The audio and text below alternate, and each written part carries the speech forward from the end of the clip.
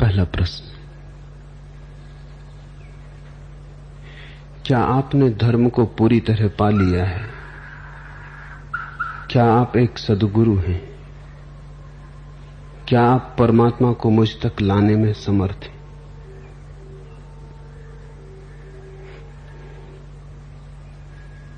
दीवानों की बस्ती में कोई समझदार आ गया।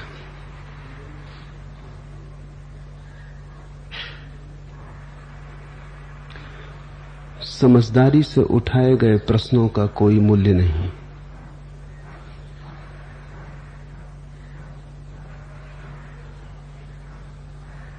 नीचे लिखा है सत्य का एक जिज्ञासु। न तो जिज्ञासा है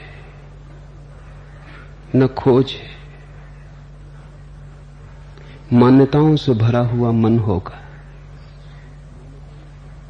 जिज्ञासु को तो यह भी पता नहीं कि ईश्वर है। जिज्ञासु को तो यह भी पता नहीं कि धर्म है। जिज्ञासु को तो यह भी पता नहीं कि सद्गुरु है। जिज्ञासु प्रश्न थोड़ी पूछता है, जिज्ञासु अपनी प्यास जाहिर करता है। प्रश्न दो ढंग से उठते हैं। एक तो प्यास की भांति, तब उनका गुणधर्म और एक जानकारी से। बुद्धि भरी है कूड़ा करकट से, उसमें से प्रश्न उठाते हैं। पहला प्रश्न, क्या आपने धर्म को पूरी तरह पा लिया है? धर्म का पता है क्या है?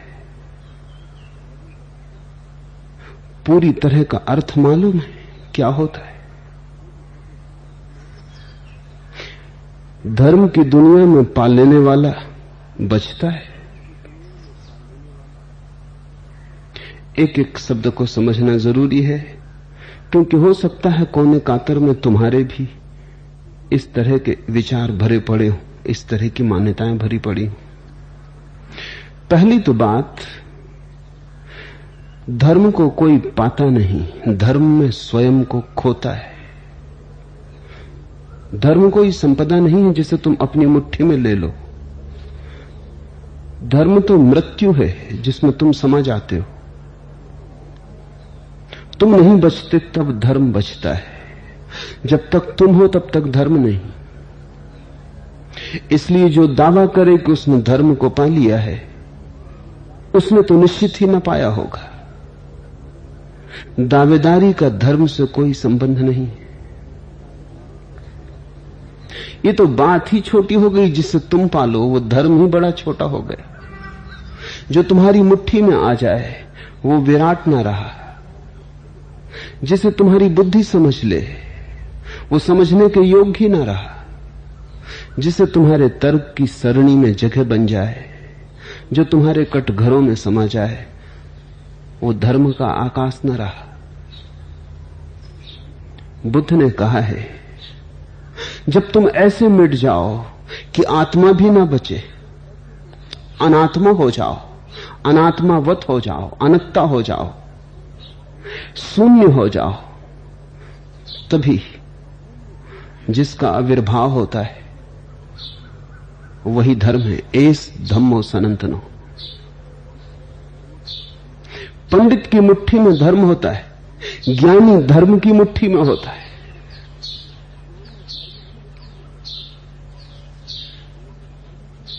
पंडित धर्म को जानता है, ज्ञानी को धर्म जानता है।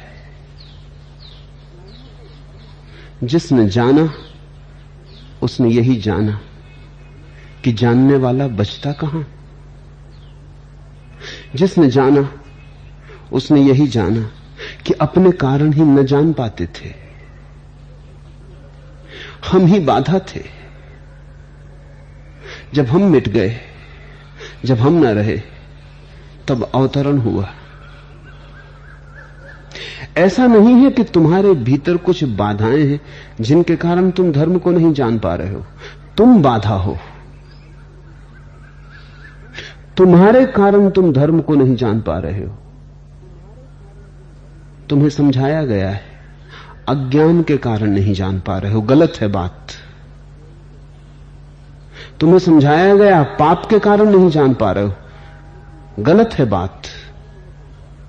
मैं तुमसे कहता हूं तुम्हारे कारण नहीं जान पा रहे हो। अगर तुम रहे और पुण्य भी किया तो भी न जान पाओगे। अगर तुम रहे और अज्ञान की जगह ज्ञान भी पकड़ लिया तो भी न जान पाओगे। पाप तो रोकेगा ही, पुण्य भी रोकेगा। अज्ञान तो रोकेगा ही, ज्ञान भी रोकेगा। और अक्सर ऐसा हुआ है कि कभी कभी अज्ञान इतनी बुरी तरह नहीं रोकता जितनी बुरी तरह ज्ञान रोक लेता है। अज्ञान तो असहाय है, ज्ञान बड़ा अहंकार से भरा हुआ है। कभी कभी पाप भी इतनी बड़ी जंजीर नहीं बनता जितनी बड़ी जंजीर पुण्य बन जाता है। पुण्य के अहंकार में तो हीरे जवाहरात जड़ जाते। पापी तो पछताता भी है, पुण्यात्मा तो सिर्फ अकड़ता ही चला जाता है। भोग ने तुम्हें नहीं भटकाया है, इसलिए मैं तुमसे कहता हूं योग तुम्हें न पहुंचा पाएगा। जब तुम ही न बचोगे, न भोग करने वाला न योग करने वाला, जब तुम्हारे भीतर कोई भी मौजूद न होगा, जब तुम सब भांति शून्यवत हो जाओगे, तब जो जाना जाता है वही धर्म है। धर्म का अर्थ होता है स्वभाव। अहंकार के कारण स्वभाव पर बाधा पड़ जाती। तो पहली तो बात यह है कि धर्म को जिन्होंने जाना है वे बचे नहीं। उपनिषद कहते हैं जो कहे जान लिया, जान लेना कि नहीं जाना उसने। सुकरात ने कहा है जब जाना तो यही जाना कि कुछ भी नहीं जानते।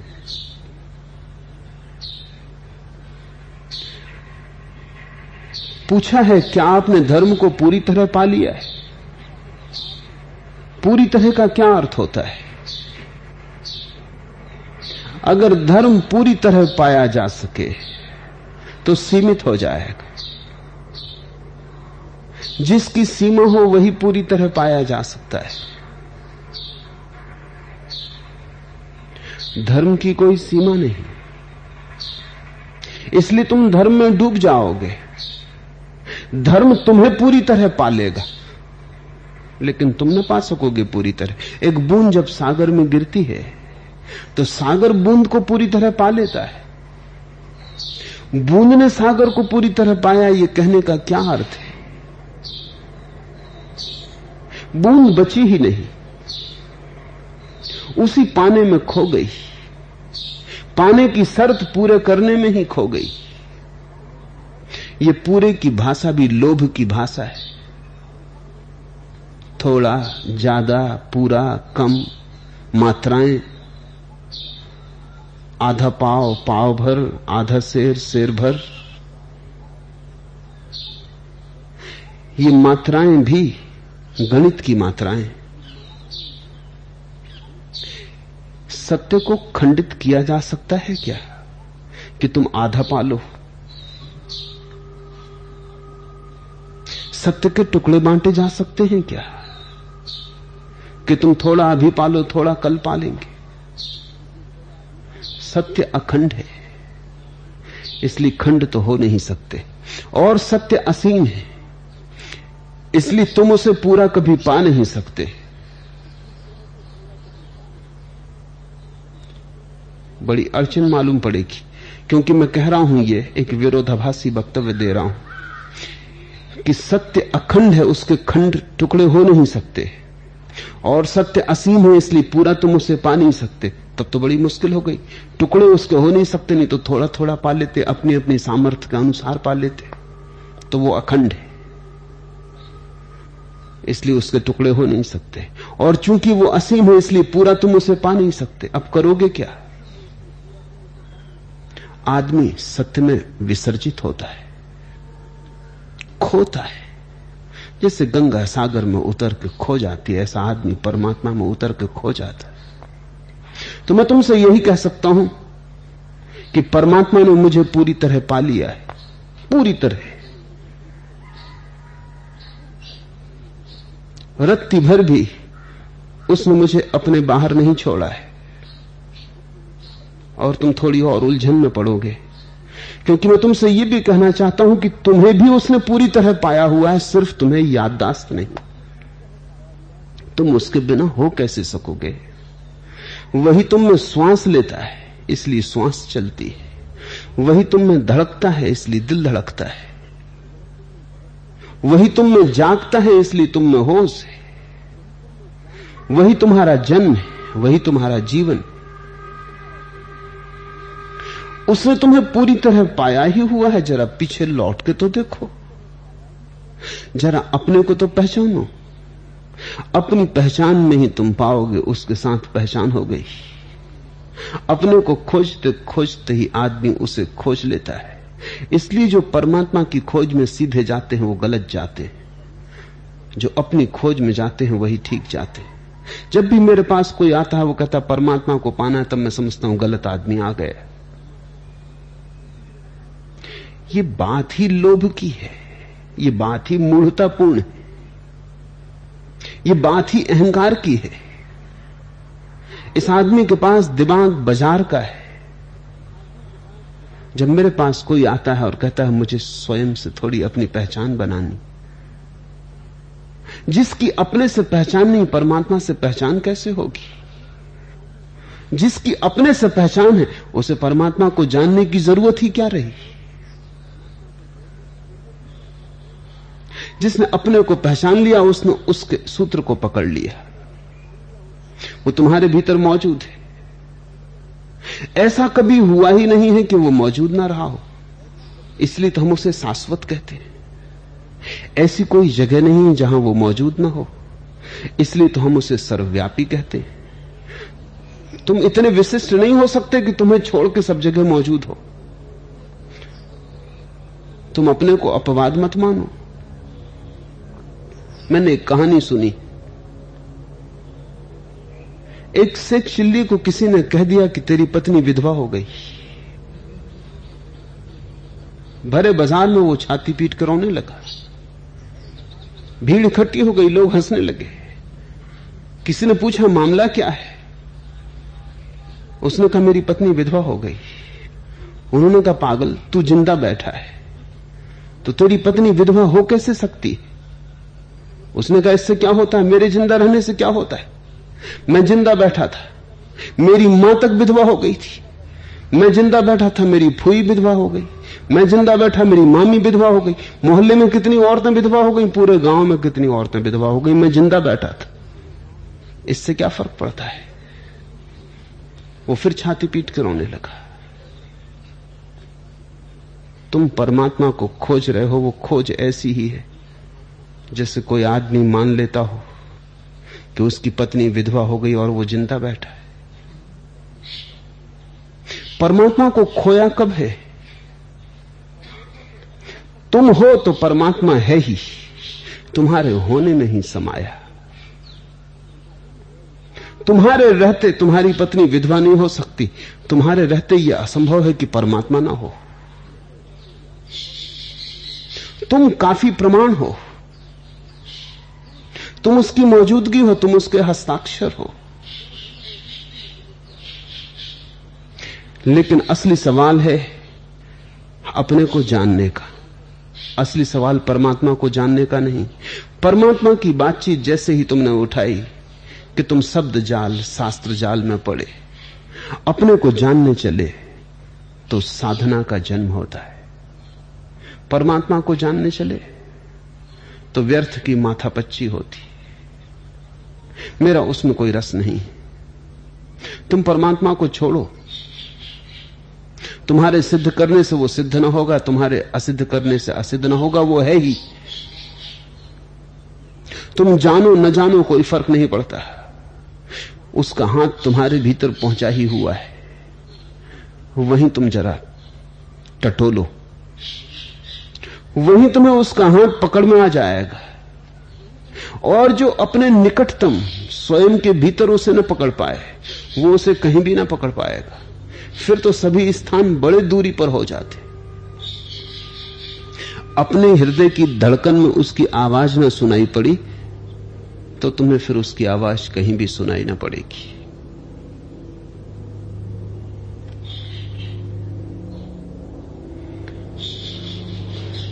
क्या आपने धर्म को पूरी तरह पा लिया है? उसे कभी किसी ने खोया ही नहीं। जो खो जाए वो भी धर्म हुआ। धर्म का अर्थ ही होता है जो न खो सके, जो तुम्हारा चिरंतन स्वभाव है, जो तुम हो, जो तुम्हारा शुद्ध होना है, इसे कभी किसी ने खोया नहीं। तुम चाह के भी इसे खोना चाहो तो न खो सकोगे। ज्यादा से ज्यादा तुम विस्मरण कर सकते हो, वो भी बड़ी चेष्टा से करना पड़ता है, वो भी बड़ी मुश्किल से करना पड़ता है। हजार उपाय, विधियां, व्यवस्थाएं जुटानी पड़ती हैं, तब कहीं तुम उसे भूल पाते हो। हजार तरह की शराबें पीनी पड़ती हैं, तब तुम उसे भूल पाते हो।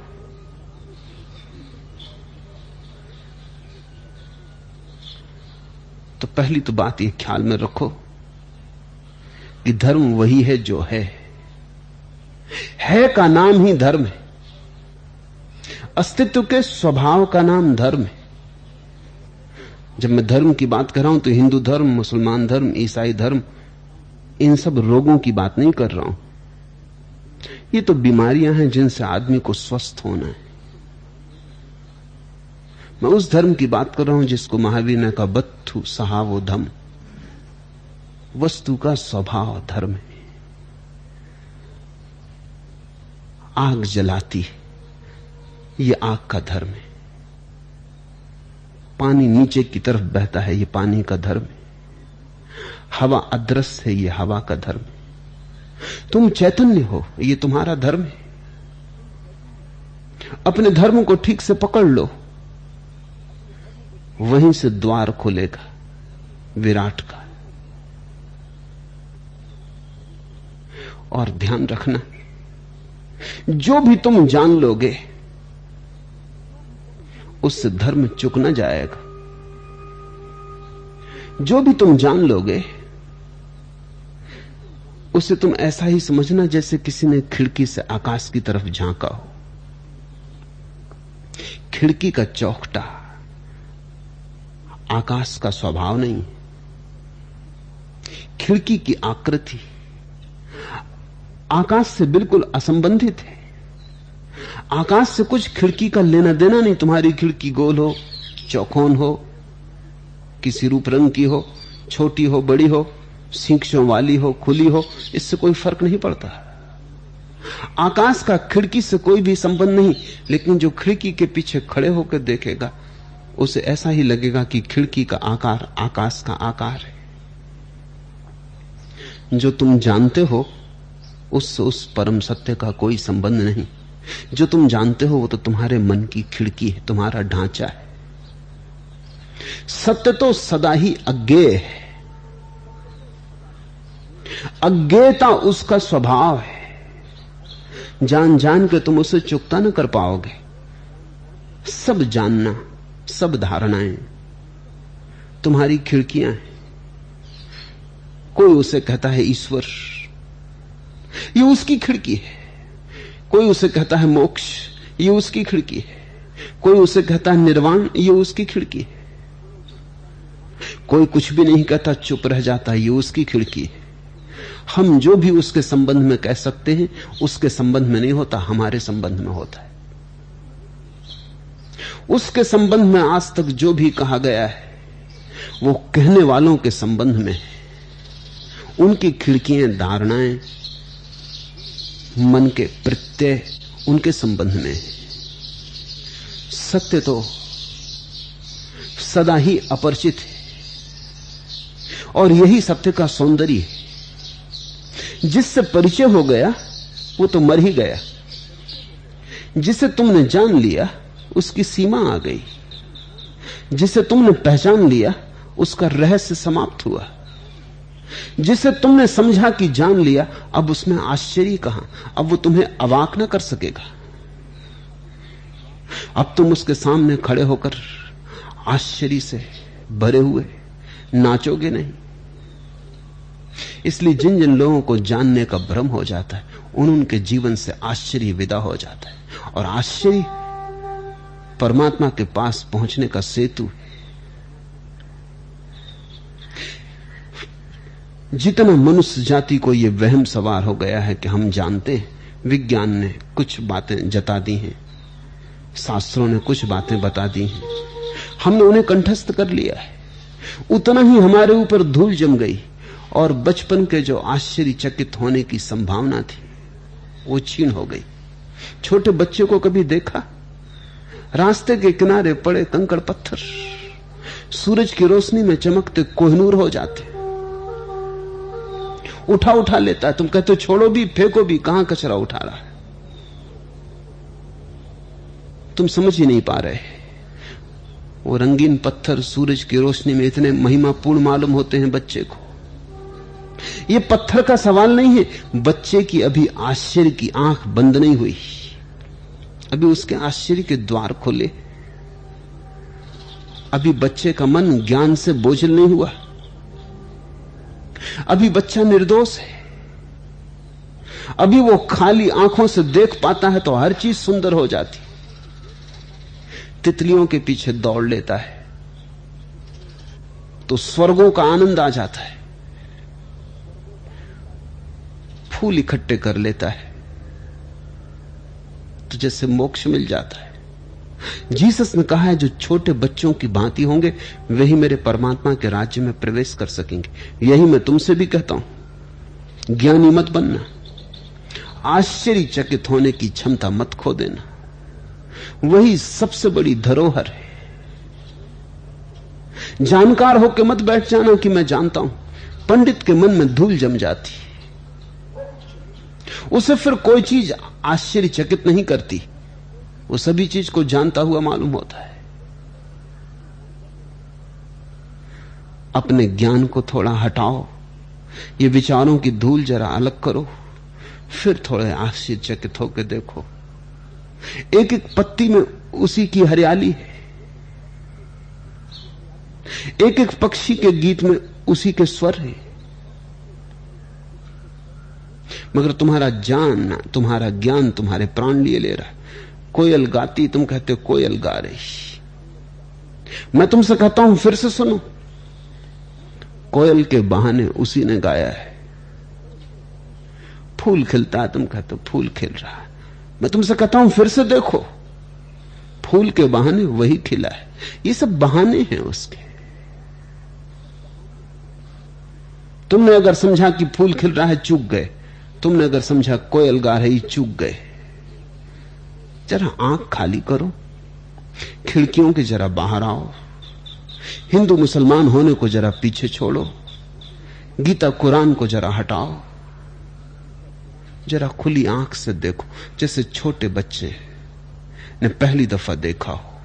फिर से तुम पहली दफा इस संसार को देखो, तुम उसे पाओगे, जगह जगह से झांकता हुआ पाओगे।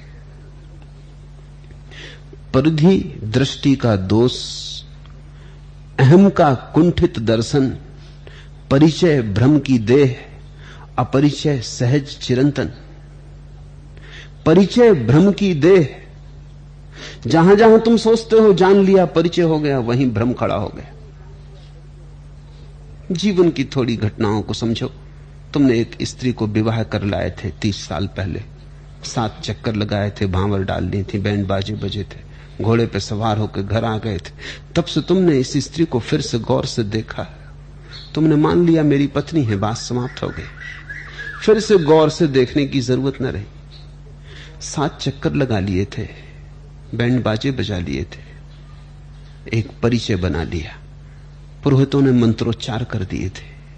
अपरिचित एक स्त्री थी, तुम भी अपरिचित थे, दोनों के बीच इस क्रियाकांड से एक परिचय का नाता बना लिया। क्या सच में ही तुम अपनी पत्नी से परिचित हुए हो? बच्चा घर में पैदा होता है, नाम रख लेते हो, पंडित को बुला के कुंडली बनवा लेते हो। क्या सच में ही तुम अपने बच्चे को जानते हो? कौन है, कौन आया है, कौन अवतरित हुआ है? ये कौन फिर आया किसने देह धरी?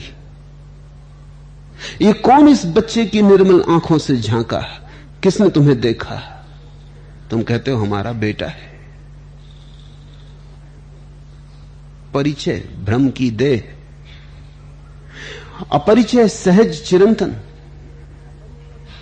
जो जानते हैं वो जानते हैं कि परिचय सब धोखा है। कौन किसको जानता है? जिन्हें तुम अपने कहते हो उन्हें भी तुम कहां जानते हो? छोड़ो उनकी बात, तुम अपने को कहां जानते हो? परिचय भ्रम की देह, अपरिचय सहज चिरंतन। सत्य की अगर सच में ही खोज करनी हो तो परिचय की जितनी सीमाएं हैं तोड़ो। फिर झांक कर देखो, परिचय को घना मत होने दो, परिचय को जड़ मत जमाने दो, परिचय की धूल को मत जमने दो। फिर स्नान कर लो, फिर अपरिचित हो जाओ, ताकि जीवन ताजा रहे, नया रहे, सुबह की भांति, सुबह की ओस की भांति स्वच्छ रहे। और तब तुम सब जगह से पाओगे वही झांक रहा है, तुम्हारी पत्नी से भी वही,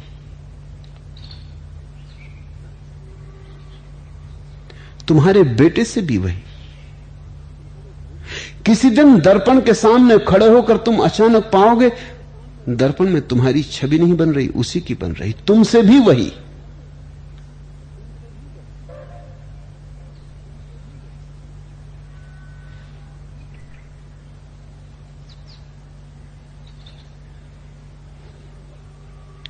क्या आपने धर्म को पूरी तरह पा लिया है? अब तुम ही उत्तर खोज लेना। क्या आप एक सद्गुरु?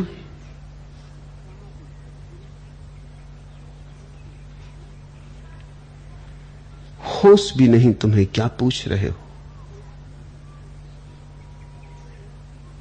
इतना ही पूछो, क्या तुम सदशिष्य हो? अगर हो तो मेरे उत्तर की जरूरत न रहेगी। ये तो ऐसे है जैसे अंधा आदमी पूछता हो क्या सूरज निकला है? अगर सूरज कहे भी कि निकला हूं तो भी क्या फर्क पड़ेगा? अंधा आदमी पूछेगा सच कह रहे हो? सूरज अगर कहे सच भी कह रहा हूं तो अंधा आदमी पूछेगा कोई प्रमाण है? अंधे आदमी ने बुनियादी बात ही ना पूछी, पूछना था कि मैं अंधा तो नहीं हूं, मुझे कुछ दिखाई नहीं पड़ रहा।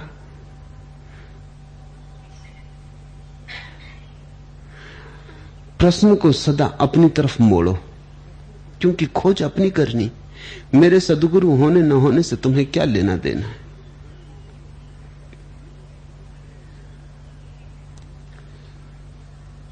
इससे तुम अपनी चिंता क्यों बनाते हो? और अगर मुझसे ही पूछ रहे हो तो हल कैसे होगा? अगर मैं कह दूं हां तो क्या फर्क पड़ेगा? तुम्हारे मन में दूसरा सवाल उठेगा कि मैंने जो कहा वो ठीक है, सही है। संदेह तो अपनी जगह बना रहेगा। अगर मैं दो चार गवाहियां भी जुटा दूं कि ये रहे लोग जो कहते हैं, तो संदेह ये उठेगा ये गवाह है, कहीं सिखाए पढ़ाए तो नहीं।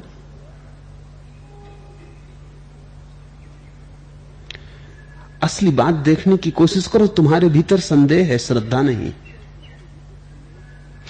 और संदेह से न तो सद्गुरु से संबंध हो सकता है, न सत्य से संबंध हो सकता है। मेरी तुम फिक्र छोड़ो, तुम अपनी ही फिक्र कर लो, काफी है। इतना मैं तुमसे कहता हूं, अगर तुम्हारे पास सीखने की क्षमता हो, अगर तुम सीखने को तैयार हो, सीखने की तैयारी का अर्थ होता है कि अगर तुम झुकने को तैयार हो, अगर तुम ये मानने को तैयार हो कि मैं जानता नहीं, तो ये प्रश्न पूछने की जरूरत न रह जाएगी। तुम मेरे गवाह बन जाओगे, और जब तक तुम मेरे गवाह न बन जाओ तब तक कोई गवाहियां काम आने की नहीं।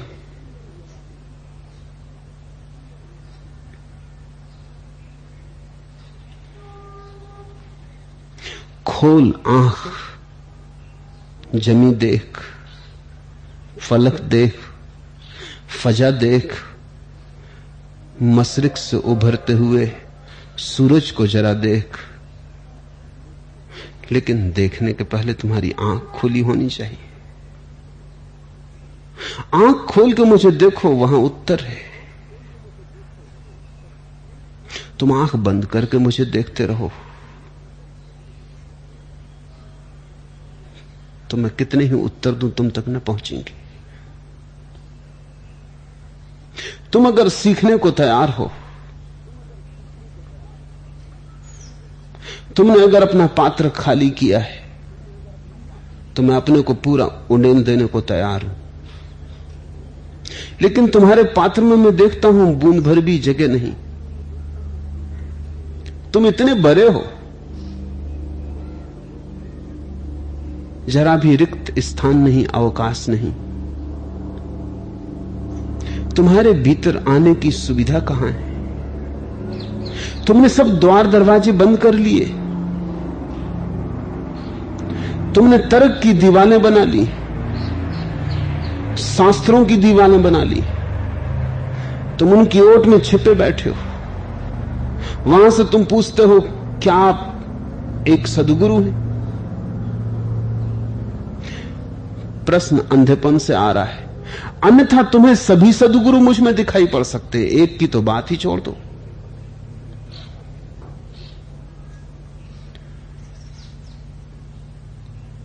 तुम्हारे पास आंख हो तो सूरज उगा हुआ है। खोल आंख, जमी देख, फलक देख, फजा देख, मशरिक से उभरते हुए सूरज को जरा देख। लेकिन तुम भूल ही गए हो आंख खोलना। लोगों ने ऐसा समझ रखा है जैसे ये सत्य का जुम्मा है कि वो सिद्ध करे। क्या पड़ी सत्य को? जैसे ये सूरज का जुम्मा है कि तुम्हारी आंख भी खोले। क्या पड़ी सूरज को? सूरज तुम्हारे द्वार पर दस्तक न देगा। आएगा, द्वार पर रुका रहेगा, द्वार खुला होगा, भीतर आ जाएगा, द्वार बंद होगा, बाहर रह जाएगा, दस्तक न देगा। कहेगा ना कि मैं आ गया हूं, द्वार खोलो। चुपचाप प्रतीक्षा करेगा। और यही सुंदर है, क्योंकि सत्य भी अगर द्वार पर दस्तक दे तो हस्तक्षेप हुआ। सूरज अगर जबरदस्ती घर के भीतर प्रवेश करने की कोशिश करे तो अतिक्रमण हुआ। अगर परमात्मा तुम्हें जबरदस्ती जगाने की चेष्टा में रत हो जाए तो तुम्हारी स्वतंत्रता कहां रही? इस सुविधा तो मनुष्य की गरिमा खो जाती। मनुष्य का सारा सौभाग्य यही है कि चाहे तो नरक में गिर सकता है, अंधेरे से अंधेरी परतों में उतर सकता है, और चाहे तो प्रकाश के अनंत जगत को प्राप्त कर सकता है। मनुष्य की महिमा यही है कि मनुष्य स्वतंत्र है। उसकी स्वतंत्रता अबाध है। मनुष्य स्वतंत्रता है, यही उसकी खूबी है, यही उसका गौरव है, यही उसकी अड़चन भी, कठिनाई भी, यही उसकी दुविधा भी। तुमने तो चाहा होता कि भटकने की सुविधा न होती और तुम रेल की पटरियों की भांति होते कि डब्बे उन पर दौड़ते चले जाते, कहीं और जाने की जरूरत ना होती। मगर तब सत्य अगर गुलामी हो, जबरदस्ती हो, तो कुरूप हो गया, और सत्य और कुरूप हो जाए, सत्य ही न रहा। सत्य के सौंदर्य में यह समाविष्ट है कि वो स्वतंत्र होगा। इसलिए तो परमात्मा प्रकट नहीं। उसका प्रकट होना बड़ी परतंत्रता हो जाएगी, उसका अप्रगट होना स्वतंत्रता है। तुम थोड़ा सोचो, परमात्मा जगह जगह बीच में आके खड़ा हो जाए। तुम सिगरेट पीने जा रहे थे, वो बीच में खड़े हो गए। तुम शराब ढालने के करीब थे कि वो सामने खड़े हो गए। तुम किसी का जेब काट ही रहे थे कि वो आ गए। जीना मुश्किल हो जाएगा, कठिन हो जाएगा। नहीं, तुम्हें तुम पर छोड़ा हुआ है। तुम्हें अपनी ही भूलों से सीखना है। तुम्हें भटक भटक के राह खोजनी, और जो राह बिना भटके मिल जाए बड़ी मूल्यवान नहीं। जो बहुत भटक के मिलती है उसी में मूल्य है, जिसके लिए कीमत चुकानी पड़ती है उसी में मूल्य है। तो मैं तुमसे कहूंगा, खोजो मुझे, मैं यहां मौजूद हूं, तुम्हारे द्वार पर खड़ा हूं, लेकिन दस्तक न दूंगा। तुम्हें द्वार खोलने पड़ेंगे। मैं भीतर आने को राजी हूं, लेकिन बिना तुम्हारे निमंत्रण के ना आऊंगा। जब तक न पाऊंगा कि तुम्हारा हृदय स्वागतम बन गया, तब तक भीतर आने का कोई कारण नहीं। यही पूछो कि क्या तुम सदशिष्य हो। यही पूछो कि क्या तुम्हारी आंख खुली है, क्या तुम सीखने को तैयार हो। क्योंकि सदगुरु को पहचानना हो तो शिष्यत्व पाना होगा, और तो कोई उपाय नहीं। सरोवर की और क्या पहचान है कि तुम प्यासे हो। तुम एक सरोवर के किनारे खड़े हो, प्यासे नहीं हो, और तुम उस पानी से पूछते हो क्या तुझमें प्यास को बुझाने की क्षमता है। सरोवर क्या कहेगा।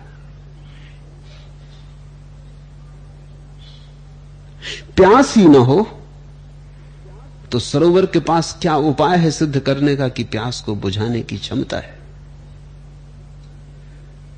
प्यास होनी चाहिए।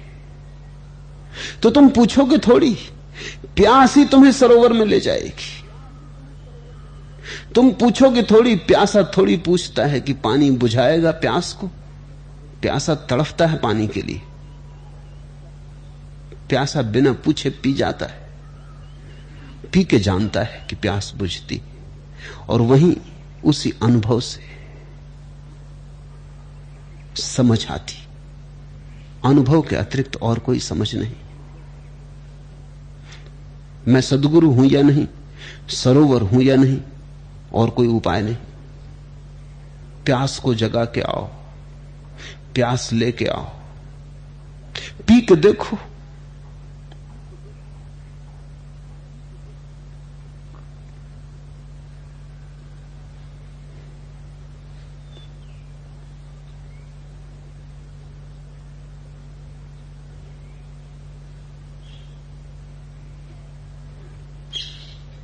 समझने की सूत्र की बात इतनी ही है कि नजर अपनी तरफ, ध्यान अपनी तरफ। ये पर की तरफ नजर ही सांसारिक दृष्टि है। अपनी तरफ नजर, तो तुम बहुत सीख सकोगे। मुझसे ही नहीं, और बहुतों से भी सीख सकोगे। और अगर तुम शिष्य बनने को तैयार हुए तो तुम्हें यह सारा संसार सद्गुरुओं से भरा हुआ दिखाई पड़ेगा। वृक्ष और चट्टाने और झरने सभी सद्गुरु हो जाएंगे। सूफी फकीर हुआ हसन। जब वो मरने लगा, किसी ने उससे पूछा, तुम्हारा गुरु कौन था?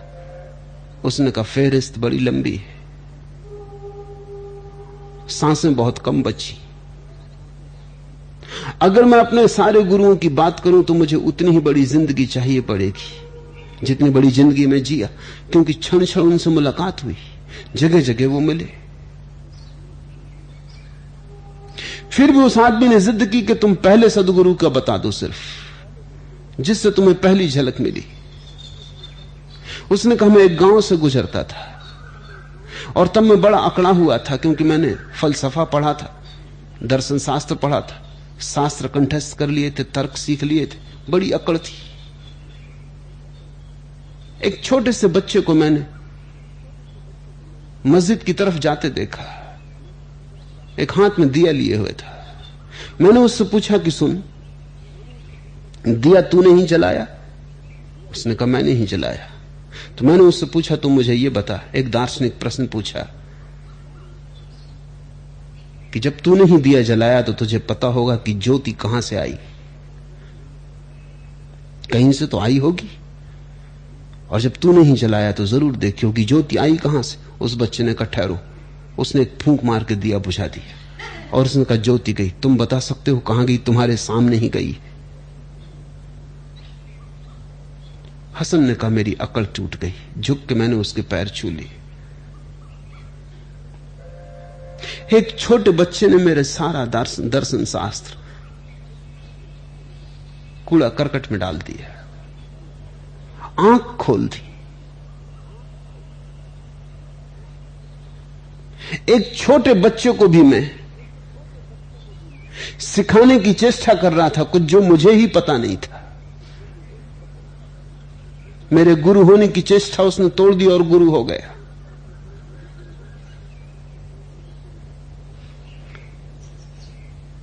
और तुम पूछते हो बुद्धों के पास जाके, महावीरों के पास जाके, क्राइस्टों के पास जाके, आप सदगुरु हैं? तुम्हारे अंधेपन की कोई सीमा नहीं। जिनके पास आंख है उन्हें छोटे बच्चों में भी सदगुरु मिल गए। राह चलती घटनाएं शास्त्र हो गई। दुर्घटनाओं से सूत्र मिल गए हैं मुक्ति के। भटकन का सार निचोड़ मार्ग बन गया है। भूल चूक से इत्र निचोड़ लिया है। भूल चूक की ईंटों को रख के भवन बना लिया है मुक्ति का। असली सवाल तुम्हारे सीखने का है। अपने मन में डूबकर पाजा सुरागे जिंदगी, तू अगर मेरा नहीं बनता न बन, अपना तो बन। लेकिन अगर तुम अपने बन जाओ तो मेरे बन ही गए। तुम अगर अपने बन गए तो परमात्मा के बन ही गए। तुम अपने ही नहीं हो, यही अड़चन। और तीसरी बात कि क्या आप परमात्मा को मुझ तक लाने में समर्थ हैं?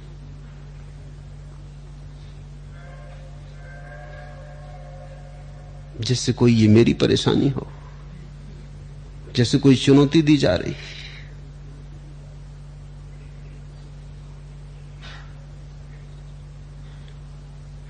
तुम अगर पात्र नहीं हो तो कोई भी समर्थ नहीं, और तुम अगर पात्र हो तो किसी माध्यम की जरूरत नहीं। तुम्हारी पात्रता ही परमात्मा को ले आती। तुम जिस क्षण पात्र हो जाते हो उसी क्षण वर्षा हो जाती। क्षण भर की देरी नहीं।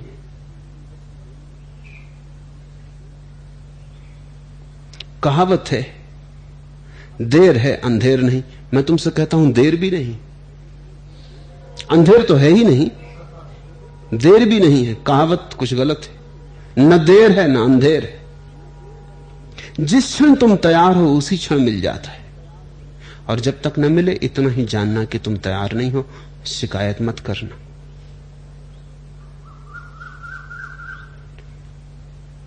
क्या आप परमात्मा को मुझ तक लाने में समर्थ हैं?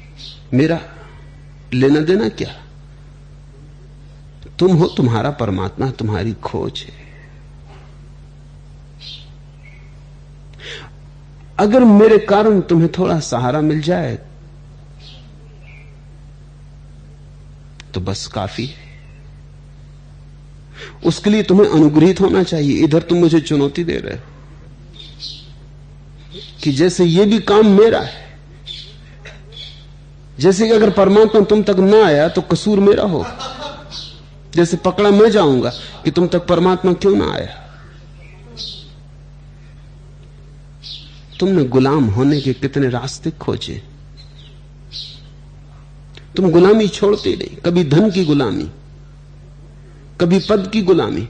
अगर वहां से तुम बचते हो तो गुरु की गुलामी। गुलामी का मतलब यह होता है कोई और करे, तुम किसी और पर निर्भर हो। तुम भिखमंगे रहने की जिद क्यों बैठे हो? परमात्मा ने चाहा है कि तुम सम्राट हो।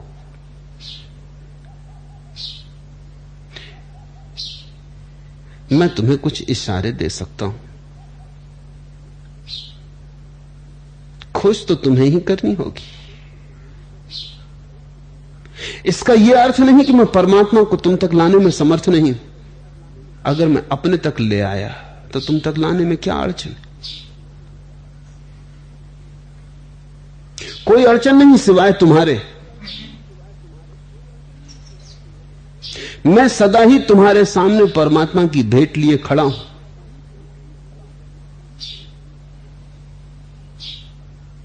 जरा द्वार दरवाजे खोलो, जरा देखो तो सही क्या मैं तुम्हारे लिए ले आया हूं। मैं तुम्हारे सामने लिए खड़ा हूं और तुम पूछते हो कि क्या आप समर्थ हैं। बड़ी मजे की बात रही।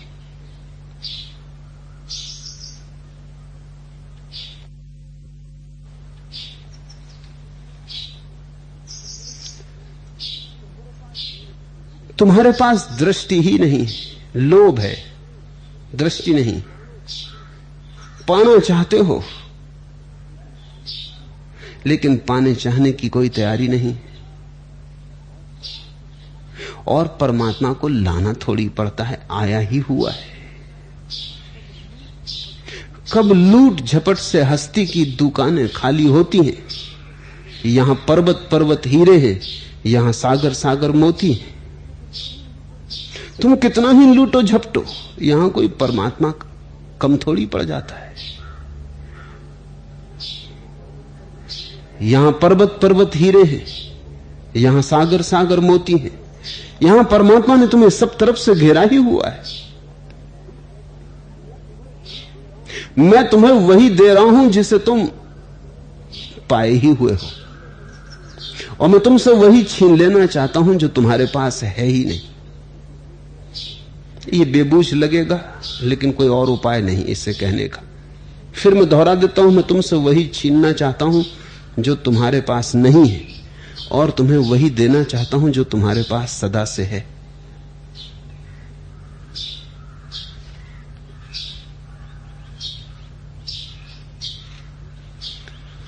दूसरा प्रश्न, भीतर कुछ स्थगित हो गया है और पूरे शरीर में पूरे समय नृत्य चलता है, कृपा करके कुछ कहें। शुभ है, मंगल है, ठहरना ही सब कुछ है। अवाक हो के भीतर कुछ रुक जाए, भीतर की गति बंद हो जाए तो संसार की गति बंद हो जाती। यहां भीतर कुछ रुका कि बाहर समय रुक जाता है। यहां भीतर कुछ रुका कि चांद तारे रुक जाते। यहां भीतर कुछ रुका कि सब रुक जाता है, क्षण शाश्वत हो जाता है। और जहां विचार रुकते वहीं पहली दफे अर्थ का आविर्भाव होता है। जहां मन ठहरता है, रुकता है, न हो जाता है, वहीं पहली बार जीवन का सुराग मिलता है। हकीकत में पूछो तो मुद्दा वही था, जवान रुक गई थी जहां कहते कहते। जो कहना चाहते हो उसे तो कहते कहते जवान रुक जाएगी।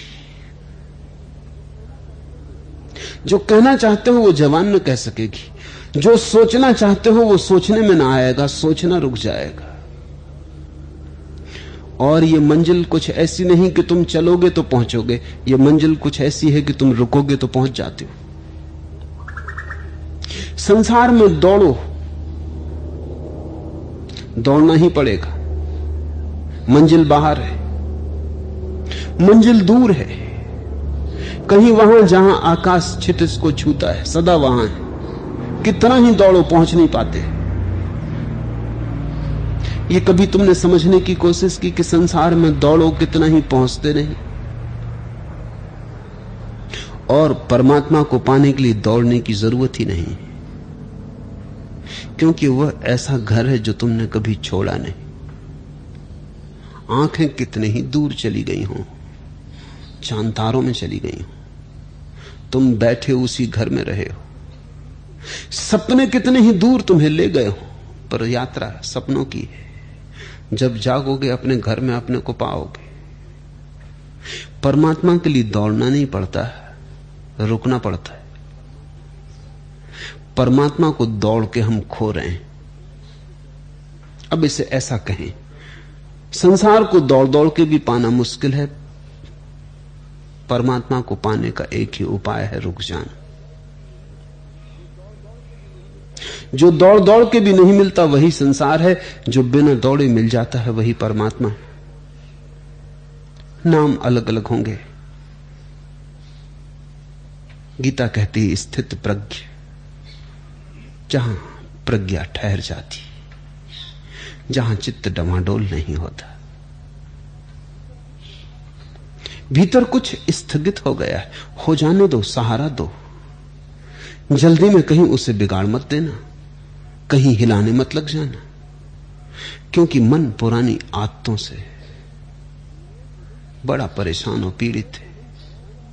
नए को मन पहचान ही नहीं पाता, और जब मन ठहरता है तो बड़ी घबराहट होती है, जी बड़ा घबराता है, क्योंकि बड़ी बेचैनी लगती है। क्या हो गया?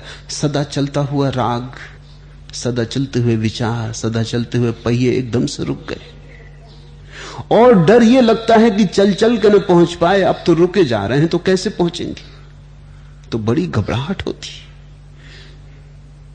तो कहीं ऐसा ना हो कि उस घबराहट में तुम जो मन रुक रहा था उसे फिर चला दो। बहुत बार ऐसी भूल होती। जब ध्यान सधने लगता है, उन लोगों का भी जो ध्यान करने के लिए बड़े आतुर थे, तो घबराहट पकड़ती, मन को चलाने की इच्छा हो जाती, कुछ भी चला दो। क्योंकि जब ध्यान सधने लगता है और शून्यता उतरने लगती तो ऐसा लगता है मरे, अब मरे, मृत्यु हुई। क्योंकि तुमने मन के साथ अपने को एक जाना है, उसके पार तो तुम्हारा अपना कोई अनुभव नहीं। जब मन ठहरता लगता हम भी गए, ये तो महंगा पड़ गया। तुम तो सोचते थे हम बचेंगे, सुंदर होकर, सत्यतर होकर, शुभ होकर, हम बचेंगे शाश्वत होकर। ये तो उल्टा हो गया।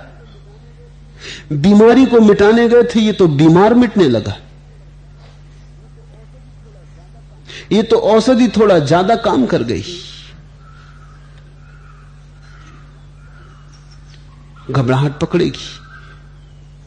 उसी समय सदगुरु के साथ की जरूरत है। सदगुरु के साथ की जरूरत दो जगह बड़ी गहरी है। पहली तो तुम्हें रास्ते पे चला दे, और दूसरी जब मंजिल करीब आने लगे तब तुम्हें भागने ना दे।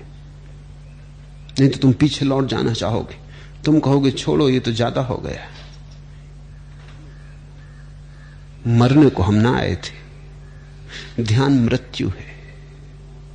विचार ठहरते हैं, मौत आती मालूम पड़ेगी। मौत को अंगीकार करना सीखना होगा। जिसने मौत को स्वीकार कर लिया वो अमृत हो गया। और इसलिए भीतर एक नृत्य की धुन बज रही, भीतर कोई नाच चल रहा है। मन जब ठहरता है तभी नाच जगता है। जब मन ठहरता है तभी अपरिचित अभिनव गीत पैदा होते। जब मन ठहरता है तो झरोखे खुलते हैं और नई हवाएं, ताजी हवाएं अस्तित्व की प्राणों में लहरें लेने लगती। इधर तुम मरते नहीं कि उधर जीवन उतरने लगता है। तुम्हारी मृत्यु परम जीवन का प्रारंभ है। तुम्हारा सूली पर होना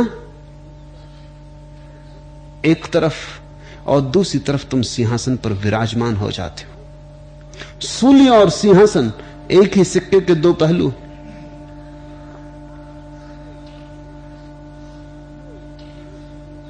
हुए होश गुम तेरे आने से पहले, हम ही खो गए तुमको पाने से पहले। हुए होश गुम तेरे आने से पहले, हो ही जाएंगे। मन ही खो जाएगा, होश किसे रह जाएगा। मन ही टूट जाएगा, अहंकार कहां बचेगा।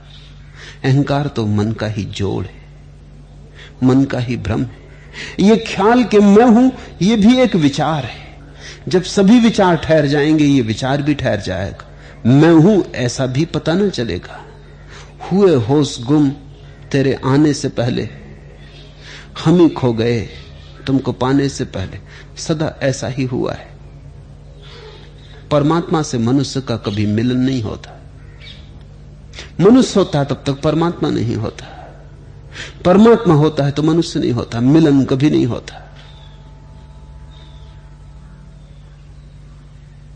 परमात्मा से मिलना अपनी महामृत्यु से मिलना। लेकिन महामृत्यु से ही मिलना महाजीवन का द्वार है। कोई ऐसी भी है सूरत तेरे सदके साकी, रख लूं मैं दिल में उठाकर तेरे मैखाने को। कोई ऐसा भी ढंग है? साकी से पूछता है, कोई ऐसा भी ढंग है, कोई ऐसी भी है सूरत तेरे सदके साकी, रख लूं मैं दिल में उठाकर तेरे मैखाने को, कि तेरी पूरी मधुशाला को उठा के दिल में रख लूं, फिर पीना ना पड़े। हां, ऐसी भी सूरत है। उसी सूरत को सिखाने के लिए यह पाठशाला है। क्या चुल्लू चुल्लू पीना, क्या कुल्हड़ कुल्हड़ पीना, पूरी मधुशाला को ही उठाने का रास्ता है कि हृदय में ही रख लो। परमात्मा भीतर आ जाए तो जीवन का मधुमास आ जाता है, सारी मधुशाला भीतर आ जाती, तब एक नाच का जन्म होता है। नाच जिसमें गति नहीं, नाच जहां सब ठहरा हुआ है और फिर भी नृत्य चल रहा है। एक गीत जहां ध्वनि नहीं, परिपूर्ण शून्य मौन है, फिर भी स्वर बज रहा है। अनाहत नाद उसको ही कहा है। नाद ब्रह्म उसको ही कहा है। ध्वनि खो जाती है फिर भी नाद रह जाता। बड़ा कठिन है कहना, समझना भी कठिन है, लेकिन होता है। बुद्धि को समझना कितना ही कठिन हो, उससे इतना ही सिद्ध होता है कि बुद्धि की समझ बहुत दूर नहीं जाती, बुद्धि की कोटियों के बाहर पड़ता है, लेकिन होता है। जो सोचते बैठे रहेंगे कि ऐसा हो सकता है कि नहीं, वो बैठे ही रह जाएंगे। हिम्मत जुटाओ। ऐसा होता है, मैं तुमसे कहता हूं, और तुम भी ज्यादा दूर नहीं हो उस घड़ी से। जरा हाथ बढ़ाने की बात है। तर्क कहीं तुम्हें पंगु ना बना दे, कहीं तर्क तुम्हारा पक्षाघात, पैरालिसिस ना हो जाए, कहीं ऐसा ना हो कि तर्क ही तर्क में खो जाओ, नृत्य से वंचित रह जाओ। देख चुके तर्क का तांडव बहुत, अब थोड़े अतर्क, श्रद्धा का, निर्विचार का नृत्य भी देखो। उसको देखते ही सब नाच फीके हो जाते, और उसको देख लेने के बाद तुम्हें सब जगह उसका नृत्य दिखाई पड़ने लगता है। हर दर्पण तेरा दर्पण है, हर चितवन तेरी चितवन है। मैं किसी नयन का नीर बनूं, तुझको ही अर्घ चढ़ाता हूं।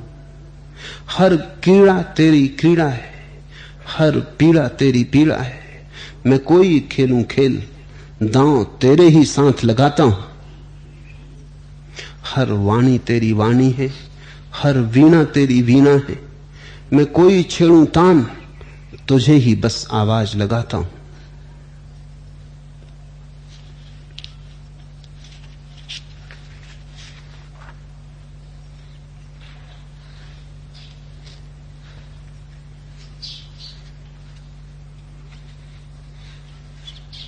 चौथा प्रश्न,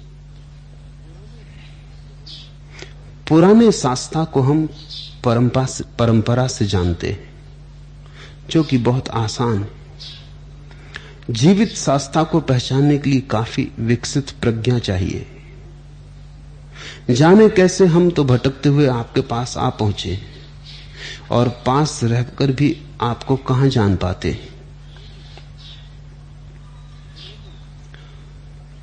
पुराने शास्त्रा को भी तुम कहां जान पाते हो?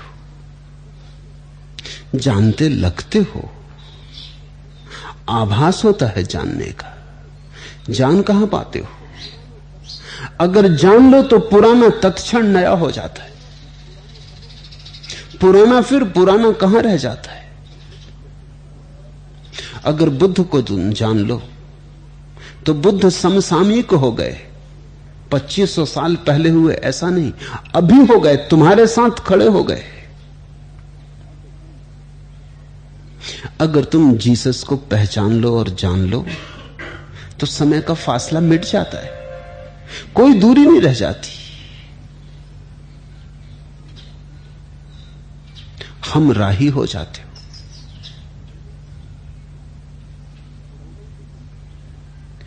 पुराने को भी कहां पहचान पाते हो। अगर पुराने को ही पहचान लेते, अगर पुराने तक को पहचान लेते तो नए को पहचानने में दिक्कत ही कहां होती। परंपरा से सिर्फ आभास पैदा होता है। जानते लगते हो माना, जानते नहीं।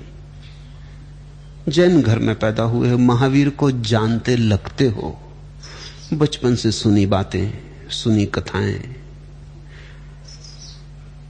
हिंदू घर में पैदा हुए, कृष्ण को जानते लगते हो। मुसलमान घर में पैदा हुए तो मोहम्मद को जानते लगते हो। सुनते सुनते पुनरुक्ति से, बार बार दोहराने से मन पर छाप पड़ जाती। बार बार दोहराने से ऐसा एहसास होने लगता है कि पहचान हो गई। पुनरुक्ति से कहीं सत्य का कोई संबंध है? ये तो प्रचार हुआ, प्रोपेगेंडा हुआ। ये तो ऐसे ही हुआ जैसा कि बाजार में चल रहा है। अखबार खोलो, लक्स टॉयलेट साबुन।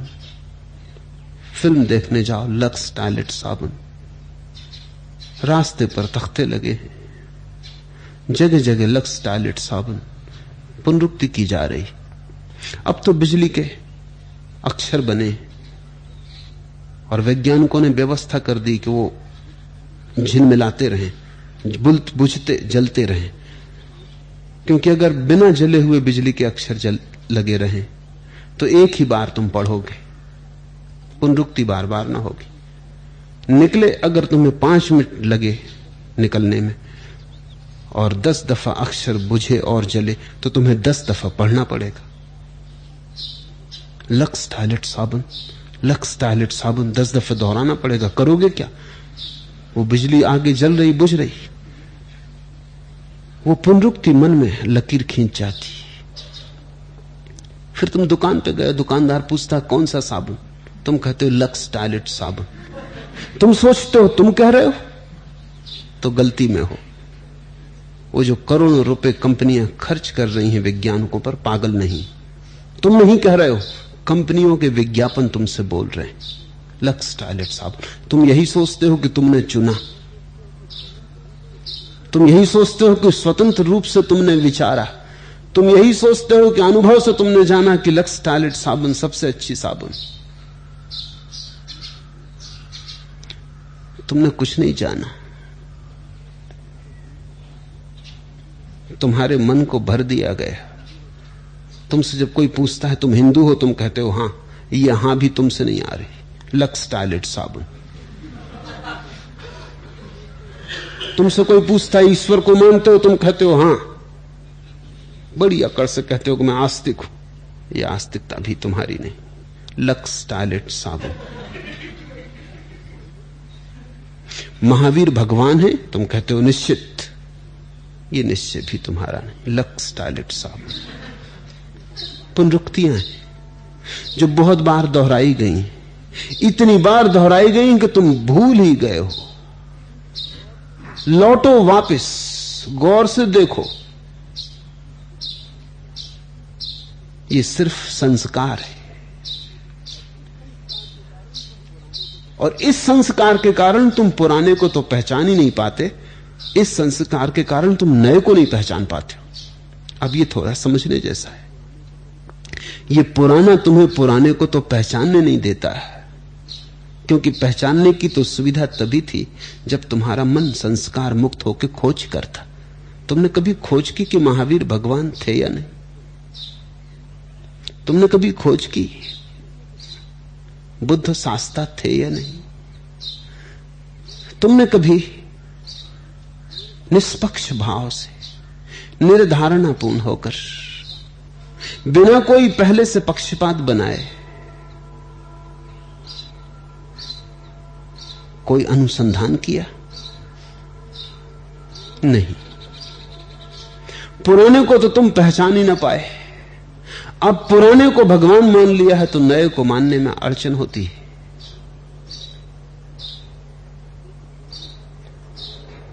क्योंकि पुरानी आस्था पीड़ित अनुभव करती है। ऐसा लगता है जैसे किसी से धोखा किया, जैसे किसी से विवाह कर लिया और फिर किसी के प्रेम में पड़ गए, तो भीतर ग्लानि होती,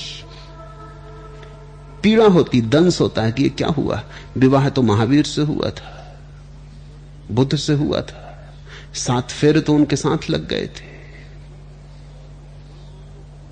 अब किसी और को भगवान मान ले, किसी और को गुरु मान ले, भीतर ग्लानि होती, पीड़ा होती, परेशानी होती, अंतश्चेतना में दुख मालूम होता है, लगता है धोखा कर रहे हैं, दगा कर रहे हैं। इसी तरकीब से तुम पुराने से उलझे रहते हो, नए को खोजने से बच जाते हो। पुराने को खोज लो, हर्जा नहीं, क्योंकि पुराना भी इतना ही सत्यतर है, इतना ही पूर्णतर है जितना नया। सत्य के जगत में कुछ पुराना और नया थोड़ी होता है, वहां कोई समय थोड़ी है, वहां तो सब ताजा है, सदा ताजा है। वहां तो सभी सद्ध स्नात, अभी अभी नहाया हुआ है, वहां कभी धूल जमती ही नहीं। लेकिन पुराने को तो पहचान नहीं पाते, पहचानने की सुविधा ही नहीं दी जाती। इसके पहले कि बच्चा सोचे विचारे, हम उसके दिमाग में कूड़ा करकट डाल देते, हम अपनी धारणा उसके मन में भर देते हैं। कहीं ऐसा ना हो कि वो सोच विचार करे और हमारी धारणा को ठीक ना पाए। मां बाप बड़े डरे हुए, उनको खुद ही शक है अपनी धारणा पर, बच्चे के मन में भर देते इसके पहले कि वो सोच सके, विचार सके। और यही वो अपने बच्चों के साथ करेगा। इस तरह पीढ़ी दर पीढ़ी प्रचार चलता है। प्रचार धर्म नहीं, धर्म तो क्रांति है। धर्म तो प्रत्येक व्यक्ति का अपनी स्वेच्छा से लिया गया निर्णय। धर्म कोई दूसरे को दे नहीं सकता। धर्म लिया जा सकता है, दिया नहीं जा सकता। मुझे फिर से दोहराने दें, धर्म लिया जा सकता है, तुम चाहो तो ले सकते हो, लेकिन कोई तुम्हें दे नहीं सकता।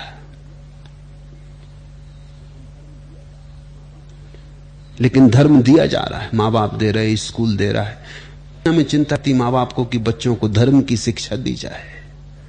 धर्म की शिक्षा का क्या मतलब होता है उनका कि हिंदू को हिंदू बनाया जाए, मुसलमान को मुसलमान बनाया जाए, कहीं गड़बड़ ना हो जाए। और मैं जानता हूं कि अगर बच्चों को 21 वर्ष तक हिंदू मुसलमान न बनाया जाए तो जिसको मां बाप गड़बड़ कहते हैं वो हो जाएगी। मैं उसे गड़बड़ नहीं कहता, वो बड़ी स्वतंत्रता होगी, बड़ी अद्भुत दुनिया का जन्म हो जाएगा। क्योंकि मैं मानता हूं धर्म एक ऐसी अंतर्निहित जरूरत है कि उन्हें खुद ही खोजना पड़ेगा, खोजना ही पड़ेगा। ये झूठे धर्म जो सिखाने से पैदा हो जाते, इनकी वजह से वो खुद खोज पर नहीं निकलते। अगर प्रत्येक बच्चे को खुला छोड़ दिया जाए, कोई धर्म का शिक्षण ना हो, धर्म का शिक्षण होना ही नहीं चाहिए।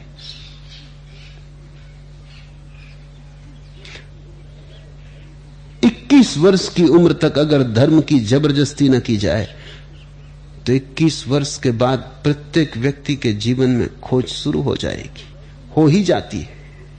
धर्म वैसे ही पैदा होता है एक दिन जैसे काम वासना पैदा होती। काम वासना 14 साल की उम्र में पैदा होती, ऐसे ही 21 साल की उम्र में धर्म का आविर्भाव होता है। वो स्वाभाविक है। आज आदमी जानना ही चाहेगा मैं खड़ा कहां हूं, कहां से आया हूं, कौन हूं। आज नहीं कल आदमी पूछेगा ही कि मृत्यु के पार क्या है, कुछ बचता है या सब खो जाता है, सब मिट्टी हो जाता है। और अगर मन मुक्त हो तो जीवित गुरु को पहचानने में कोई अड़चन ना आएगी। खोजना ही पड़ेगा, खोज तुम्हें किसी न किसी गुरु के पास ले ही आएगी। अभी पुराने गुरु से अटके होने की वजह से नए के पास नहीं आ पाते। अब तुमसे मैं बड़ी उलझन की बात कहता हूं। पुराने से अटके होने के कारण नए के पास नहीं आ पाते। पुराने को तो पहचान ही नहीं पाते, क्योंकि उस पहचान में भी स्वतंत्र खोज नहीं। नए के पास भी नहीं आ पाते। स्वच्छ से पक्षपात रहित होकर नए को पहचान लो। तो मैं तुमसे और एक बात कहता हूं कि उसी में तुम पुराने को भी पहचान लोगे, और यह पहचान बड़ी अनूठी होगी। यह संस्कार की नहीं होगी, यह अनुभव की होगी। अगर तुमने मुझे चाहा है, अगर सच में तुम मेरे करीब आए हो, तो मेरे करीब आने में क्या तुम बुद्ध के करीब नहीं आ गए? अगर सच में तुमने मुझे चाहा है, तो तुम्हारी चाहत में क्या तुमने महावीर को नहीं चाह लिया? अगर सच में तुमने मेरा स्पर्श अनुभव किया है, तो तुमने कृष्ण की बांसुरी सुन ली, तो तुमने मोहम्मद की पगध्वनि सुनी जो उनने बोला था। उनकी भाषा उनके युग की थी, मेरी भाषा मेरे युग की। उनके ढंग उनके युग के थे, मेरा ढंग मेरे युग का है। मैं तुम्हारे पास खड़े होकर चिल्ला रहा हूं, अगर वो तुम्हें सुनाई नहीं पड़ता तो यह मानना असंभव है कि तुम्हें 2500 साल पीछे की आवाज पहचान में आ जाएगी। पुराने शास्त्रा को हम परंपरा से जानते हैं, जो कि बहुत आसान है। जानना आसान नहीं, मान लेना कि जानते हैं आसान है। जीवित शास्त्रा को पहचानने के लिए काफी विकसित प्रज्ञा चाहिए नहीं। जीवित शास्त्रा को पहचानने के लिए विकसित पहले शर्त ना लोगे तब तो असंभव हो जाएगा। फिर क्या चाहिए? साहस चाहिए, प्रज्ञा नहीं। हिम्मत चाहिए, अंधेरे में अनजान में उतरने का साहस चाहिए, दुस्साहस चाहिए। अगर तुम्हारे पास विकसित प्रज्ञा हो तब तुम शास्त्रा को पहचान पाओ, तो फिर शास्त्रा की जरूरत ही क्या रह जाएगी? तुम्हारी विकसित प्रज्ञा ही काफी है, वही तुम्हारी शास्त्रा हो जाएगी। नहीं, विकसित प्रज्ञा तो होगी जब तुम किसी सद्गुरु को पहचान लोगे, जब तुम किसी को मौका दोगे और किसी के हाथों को अपने भीतर आने दोगे और किसी को अवसर दोगे कि उसकी अंगुलियां तुम्हारी बीन को छेड़ दें, होती को उकसा दे। जब तुम किसी पे इतना भरोसा करोगे कि कहोगे कि आ जाओ भीतर, मुझे भरोसा है। श्रद्धा चाहिए, विकसित प्रज्ञा नहीं। और श्रद्धा से बड़ा कोई साहस नहीं। श्रद्धा बड़ी अनूठी घटना है। श्रद्धा का अर्थ है हमें पता नहीं कहां यह आदमी ले जाएगा, पता नहीं मार्गदर्शक है कि लुटेरा है, पता नहीं स्वर्ग की राह पर चला है कि नरक की राह पर चला है। हजार संदेह उठेंगे, हजार मन डवाडोल होगा। जाना किसी पुकार ने पकड़ लिया है, कोई चुनौती आ गई है, जाना है। अगर भटकाएगा तो भटकेंगे, अगर अंधेरे में उतार देगा तो उतरेंगे। लेकिन इस आदमी ने तुम्हारे भीतर कुछ छू लिया है, इसके साथ जाना ही होगा। एक अनिर्वचनीय आकर्षण पैदा हुआ है। इस आदमी ने तुम्हारे भीतर के सोए तार छेड़ दिए। अपनी होशियारी एक तरफ रख देना है श्रद्धा, अपनी समझदारी एक तरफ रख देना है श्रद्धा। न खुदा की रवि से फिक्र ने मारा वरना ताने कि ठीक ठीक नाव चले, ठीक ठीक पतवार चले, ठीक मौसम में चले, ठीक दिशा में चले, किनारे पर पहुंचकर ही रहे। माझी की अति से चिंता ने डुबाया। माझी यानी तुम्हारा मन, उसी के हाथ में तुमने पतवार दी हुई है, नाव दी हुई है। ना खुदा की रवि से फिक्र ने मारा वरना गर्क होता मैं जहां पर वहीं साहिल होता। जो श्रद्धा में डूबने को तैयार है, जहां डूबते हैं वहीं किनारा पा लेते। संशय में चलने वाले किनारों पर पहुंच के भी टकराते हैं और डूब जाते हैं। श्रद्धा में डूब जैसे तुम प्रेम में पड़ते हो।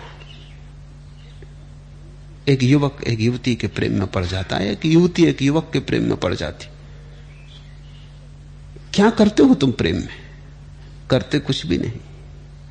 कोई अनजाना धागा हाथ में आ जाता है, कोई अनजानी चुंबकीय शक्ति खींच लेती, होश हवास खो देते हो, सब समझदारी एक तरफ रख देते हो। सारी दुनिया समझाती है कि ये पागलपन है, ये क्या कर रहे हो, कुछ समझ में नहीं आता। एक धुन पकड़ लेती, एक दीवानापन पकड़ लेता। श्रद्धा भी प्रेम जैसी का पागलपन प्रेम के पागलपन से भी बड़ा है, क्योंकि प्रेम का पागलपन तो क्षणिक है, आज है कल उतर जाए। ये बाढ़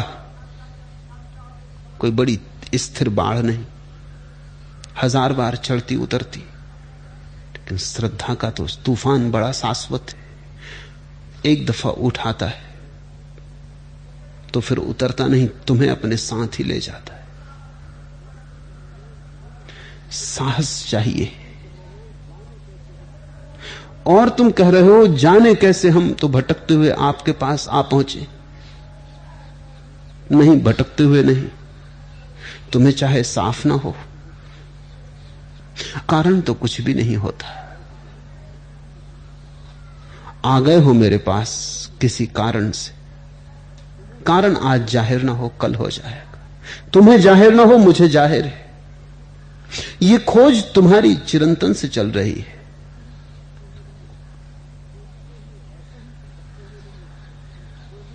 ऐसे ही भटकते हुए नहीं आ गए हो, खोजते हुए आए हो। हां, खोज धुंधली धुंधली है, साफ नहीं, ये माना, लेकिन खोज चल रही है। गलत मार्गों पर भी जो खोजते हैं वे भी खोजते हैं,